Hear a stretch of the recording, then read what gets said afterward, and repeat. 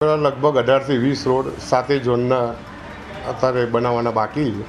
લગભગ 10 તારીખ સુધીની સૂચના 10 તારીખ સુધીમાં સંપૂર્ણ રોડ પૂર્ણ થઈ જશે અને ચોમાસાની તૈયારીના ભાગરૂપે 45,000 મેટ્રિક ટન કપચી આપણે એએમસીના પ્લાન્ટમાં આપણે સ્ટોક કરીને એ બી આપણે રિવ્યૂ લઈ લીધું. એ રોડ ધોવાતા હોય યુટિલિટી બદલવાના કારણે એ બી આજે કમિટીમાં ચર્ચા થઈ ગઈ છે કે જે બી યુટિલિટીના કામ થયા હોય ત્યાં હેવી પેચવર્ક કરીને રીસર્ફેસ પૂર્ણ કરવા તાકીદ કર્યા છે. લગભગ 18 થી 20 રોડ 7 ઝોનના અત્યારે બનાવવાના બાકી છે.